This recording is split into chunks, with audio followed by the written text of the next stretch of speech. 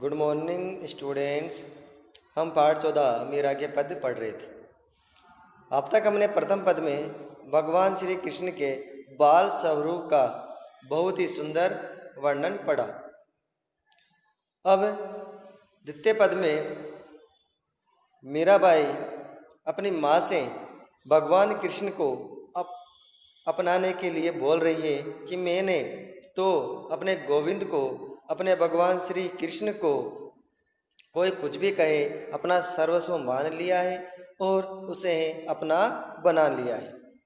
और जब वह भगवान श्री कृष्ण को अपना बना लेती है तो लोग अर्थात वहाँ के निवासी, उसके परिवार के लोग सभी किस किस प्रकार उससे बातें करते हैं, किस किस प्रकार मीराबाई की बुराइयां कर रहे हैं, उसमें कमी निकाल रहे हैं और भगवान श्री कृष्ण के बारे में अपने विचार प्रकट कर रहे हैं, वही इस पद में बताया गया है। परंतु मीराबाई ने कभी किसी की परवाह न करके भगवान श्री कृष्ण को ही अपना सर्वस्व मान लिया।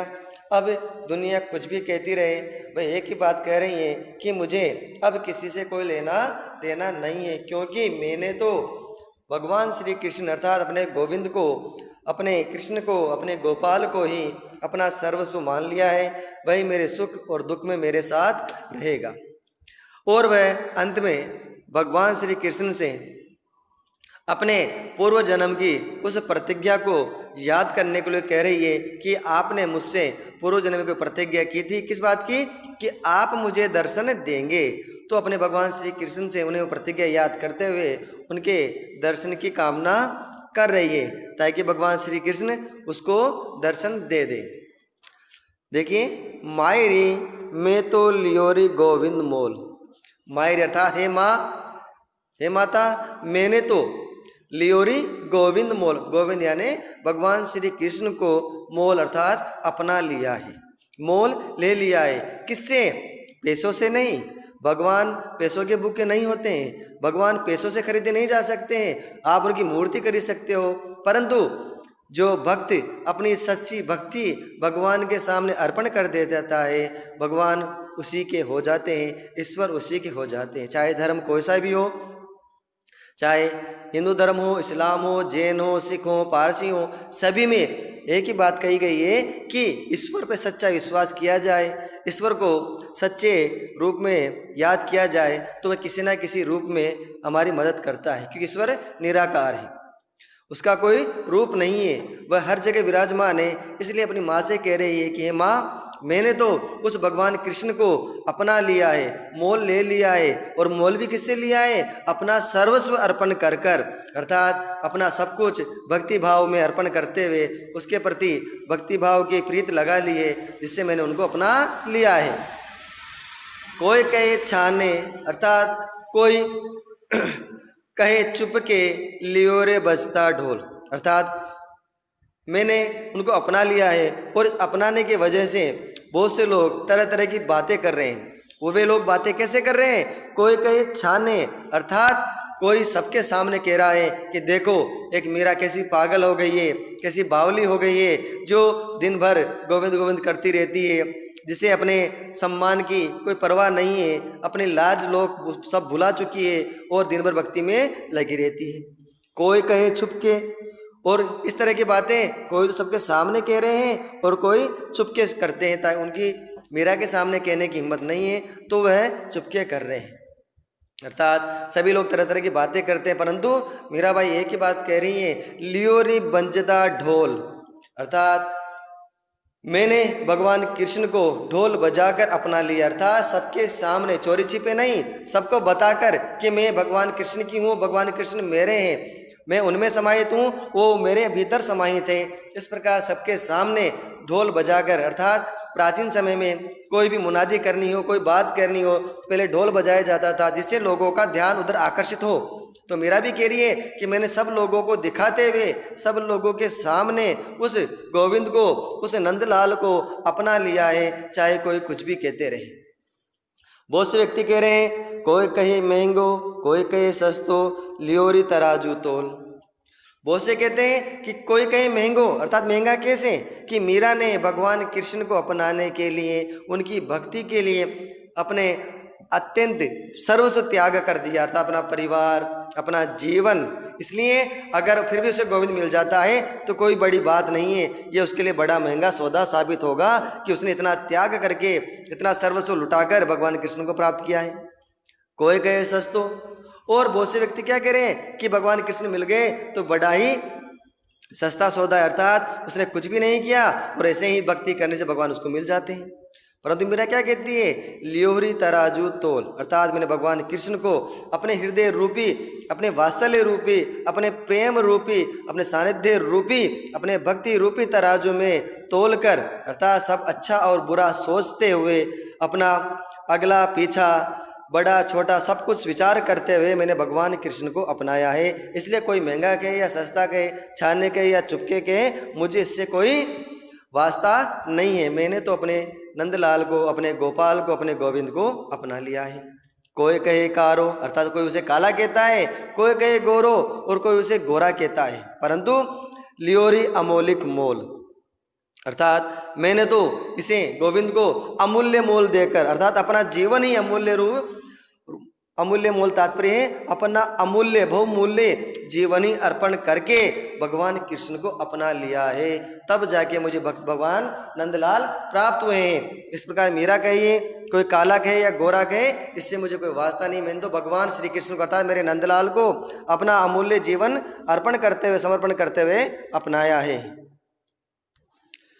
इस प्रकार लोगों के, दुनिया के बातें बनाने पर भी मीराबाई किसी की परवाह नहीं करती है और कह रही है कि मैं तो चाहे दुनिया कुछ भी कहते रहें, लोग कुछ भी कहते रहें, मैंने तो श्री भगवान कृष्ण को अपना लिया है। इसलिए, और उनको अपनाया कैसे, अमौलिक मोल देकर, अर्थात अपना बहुमूल्य जीवन, अपनी भक्ति, सर्वस्व त्याग देकर ही मैंने उनको अपना लिया है। याई को, अर्थात इनको ही सब जानते हैं। लियोरी आंखें खोल, अर्थात किनको, भगवान श्री कृष्ण को सब जानते हैं। उन्हें किसी प्रकार के मोल की जरूरत नहीं है, उन्हें किसी प्रकार तोलने की जरूरत नहीं है, उन्हें किसी के विचार की जरूरत नहीं है। उन्हें तो लियोरी आंखें खोल, अर्थात मैंने पूरे होश आवास में आंखें खोलकर समझदारी से अपना अच्छा बुरा जानते हुए मैंने उनको अपनाया है। इसलिए दुनिया लोकलाज सब कुछ कहती रहे, लेकिन मैंने तो भगवान को अपना मान लिया है, अपना सर्वस्व मान लिया है। इसलिए मुझे किसी की परवाह नहीं है। मीरा को प्रभु दर्शन दीजो, पूर्व जन्म को कोल। कोल का तात्पर्य होता है प्रतिज्ञा करना, वादा करना कि हे मीरा के प्रभु, कौन, भगवान श्री कृष्ण, हे मेरे प्रभु, मेरा प्रार्थना कर रही है कि हे मीरा के प्रभु, हे नंदलाल, आप मुझे दर्शन देना। किस कारण से, क्योंकि पूर्व जन्म को कोल, हमारे पूर्व जन्म में, मेरे पहले के जन्म की आपकी प्रतिज्ञा है कि आप मुझे इस जन्म में मीरा के रूप में जन्म लेने पर आप मुझे दर्शन देंगे। इसलिए अपना वादा आप मत भूलना और मुझे दर्शन जरूर देना। क्यों कि भगवान अगर ईश्वर किसी से वादा कर लेते हैं, प्रतिज्ञा कर लेते हैं, उस प्रतिज्ञा को अपनाते। इसका उदाहरण है, जिस प्रकार भगवान राम ने दर्शन के लिए सीधा जैसे भीलनी माता के आश्रम में पहुंच गए और उसे अपने दर्शन दिए, तो यहाँ भी भगवान कृष्ण जब मीरा कह रही हैं कि मेरे जो प्रभु हैं वो मुझे दर्शन देंगे, और यह देना ही पड़ेगा क्योंकि उन्होंने मेरे पूर्व जन्म में प्रतिज्ञा की थी। अर्थात सब कुछ जानते हुए भी मीरा ने इसलिए अपने गोविंद को, अपने गोविंद नंदलाल की भक्ति में डूबी हुई रहती हैं ताकि वह हमेशा उनके सानिध्य में बनी रहे। इसलिए कहा गया है कि ईश्वर के जो निष्कपट भाव से, निश्चल भाव से भक्ति करता है, सेवा करता है, उसे ईश्वर की प्राप्ति अवश्य होती है। और ईश्वर जरूर नहीं खुद दर्शन दे, वह अपने भक्तों की लाज रखने के लिए किसी के रूप में भी आ जाता है। जैसे इतिहास में द्रौपदी का उदाहरण लीजिए, सुदामा का उदाहरण लीजिए, नरसिंह भगत का उदाहरण लीजिए, इन सभी ने किसी न किसी जन्म में भगवान की भक्ति की और उनके उस ऋण को चुकाने के लिए भगवान को स्वयं उनकी मदद को आना पड़ा। इसलिए मीरा कह रही हैं कि आपने पूर्व जन्म जो प्रतिज्ञा की थी उसको आप पूरा कीजिएगा, और हे मीरा के प्रभु नंदलाल, मुझे अवश्य दर्शन दीजिएगा। हरि तुम हरो जन की भीर, अर्थात भीर का तात्पर्य दुख, कष्ट। हे हरि, हे मीराबाई कह रही है, हे ईश्वर, ईश्वर कौन, भगवान श्री कृष्ण हरि, हे हरि, हे कृष्ण, तुम हरो, अर्थात दूर करो, जन की भीर, अर्थात लोगों के दुखों को दूर करो। मीराबाई वसुदेव कुटुंबकम की भावना को सबसे ऊपर रखते हुए भगवान से प्रार्थना कर रही है कि मीरा के दुख ही नहीं, हे प्रभु आप इस संसार में रहने वाले सभी जन मनुष्य प्राणियों के दुखों को दूर करो, ताकि वे सुखपूर्वक आपका नाम ले सके, आपका भजन कर सके, कीर्तन कर सके और लोगों की मदद कर सके। इसलिए हे हरि तुम उन सबके दुखों को हर लो। द्रौपदी की लाज राखी आप बढ़ायो चीर। मैंने कहा था कि इससे पहले अनेक उदाहरण हमारे इतिहास में, महाभारत युग में जब द्रौपदी के ऊपर कौरवों ने अत्याचार किए और जब उसे अपनी लाज बचाने के लिए अपने से बुजुर्गों के उसने हाथ जोड़े पर उसकी मदद को कोई नहीं आया, परंतु भगवान कृष्ण ने द्रौपदी की लाज रखा था, द्रौपदी का सम्मान रखा और आप बढ़ायो चीर, और आपने उसके वस्त्र को, उसके चीर को, उसके कपड़े को इतना बढ़ा दिया कि उसके जो सम्मान को ठेस पहुंचाना चाहता था वह भी थक कर हार गया, परंतु वह उस द्रौपदी की लाज को ठेस पहुंचा नहीं सका। अब इस घटना का एक छोटा सा उदाहरण दे देता हूं कि एक बार भगवान श्री कृष्ण की उंगली पर चोट लग जाती है, तो द्रौपदी ने अपनी साड़ी में से के पल्लू को फाड़कर भगवान कृष्ण की उंगली पर थोड़ा सा वस्त्र बांध दिया। उस ऋण को चुकाने के लिए तभी से भगवान कृष्ण ने द्रौपदी को अपनी बहन माना और उस इतने से टुकड़े के लिए उन्होंने द्रौपदी के सम्मान की रक्षा के लिए अपना सर्वस्व त्याग कर द्रौपदी की लाज रखी और उसके वस्त्र को इतना बढ़ा दिया कि 100 हाथियों के बल वाले उस दुशासन के हाथ भी थक गए, परंतु वह उनके सम्मान को, लाज को ठेस पहुंचा नहीं सका। इसलिए मीरा कह रही है कि आप सभी लोगों के दुख दूर करे हैं, दूर करते हो। जिस प्रकार आपने द्रौपदी का सम्मान रखा, उसके लाज को रखा, उसे ठेस नहीं पहुंचने दी और उसके चीर को इतना बढ़ाया कि उसकी लाज सुरक्षित रह सकी। भक्त कारण रूप नर हरि धर्यो आप शरीर। भक्त कारण, कौन भक्त? प्रहलाद के कारण। यह भी घटना है। बालक प्रहलाद के पिता राक्षस थे, वह स्वयं को ईश्वर मानते थे। वह भगवान ईश्वर की पूजा करने पर उन्होंने प्रतिबंध लगा रखा था, परंतु प्रहलाद का जन्म उनकी माता के बाद उनकी जो शिक्षा दीक्षा हुई एक आश्रम में हुई और उनकी माता उनकी गुरु थी। तो उस बचपन में अपनी माता के साथ भक्तिभाव के कारण उनके मन में ईश्वर के प्रति विश्वास जगा और हमेशा वह विष्णु का नाम, भगवान हरि का नाम जपते रहते थे। एक बार उनके पिता ने उन्हें मारने की अनेक कोशिश की, अपनी बहन होलिका के द्वारा उन्हें जलाने की कोशिश की, पहाड़ों से उसे फेंका, हाथियों के नीचे कुचलने की कोशिश की, परंतु हर बार भगवान ने उसकी रक्षा की। अंत में जब उससे पूछते हैं, क्या तुम्हारे जो ईश्वर है जिसे तुम पूजते हो और मुझे ईश्वर नहीं मान रहे हो प्रहलाद, क्या इस खंबे में, इस स्तंभ में भी तुम्हारे प्रभु हैं? उसने कहा है। तो उनके पिता ने उस खंबे को तोड़ा, तो उसमें से नर हरि, अर्थात नर हरि का तात्पर्य है यहाँ पर हिरण्यकश्यप को मारने के लिए नरसिंह अवतार का धारण करना। उन भगवान कृष्ण विष्णु ने नर हरि अर्थात आधे शेर आधा मनुष्य का रूप धारण किया और भक्त प्रहलाद की अपने पिता, जो दुष्ट पिता थे, राक्षस थे, उनसे उसकी रक्षा की। इसलिए मीरा कह रही है कि हे मेरे करुणाधीन, हे मेरे हरि, हे नंदलाल, दूसरों की पीड़ा हरने वाले, आपने जिस प्रकार द्रौपदी की लाज रखी और भक्त प्रहलाद का नरहरि रूप धारण कर कर उसकी रक्षा की, हिरण्यकश्यप का वध किया। बुढ़ तो गजराज राख्यो काटी कुंजर पीर। कुंजर यानी हाथी, पीर यानी पीड़ा। आपने उस बूढ़ तो अर्थात डूबते हुए गजराज, उस हाथियों के राजा को बचाया और उसकी कुंजर पीर अर्थात उस हाथी के दुख को दूर किया। कुंजर पीर उस हाथी की पीड़ा को दूर किया। कैसे? इसकी भी घटना है छोटी सी कि जो गजराज थे वह पानी पीने जाते हैं किसी नदी के किनारे, तो जो मकर है, मगरमच्छ है, उसने उनका पैर पकड़ा और उसे नदी में खींच कर ले जाने लगी। जब उस गजराज ने अपने आप को बचाने का प्रयास किया परंतु वह सफल नहीं हो सका।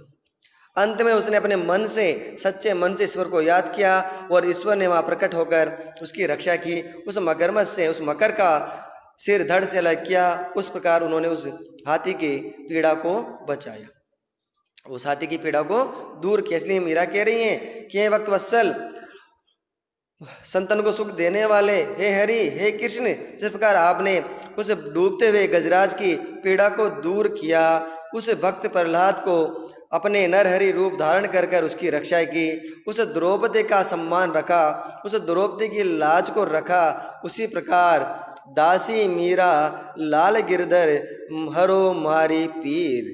अर्थात वह उससे कह रही है कि हे ईश्वर, हे गिरधर, गिरधर अर्थात पर्वत को उठाने वाले, गिर यानी पर्वत को धारण करने वाले, गिरिराज पर्वत को जिन्होंने अपने उंगली पर उठा लिया था, इसलिए हे गिरधर भगवान कृष्ण अनेक नामों से पुकारा जाता है।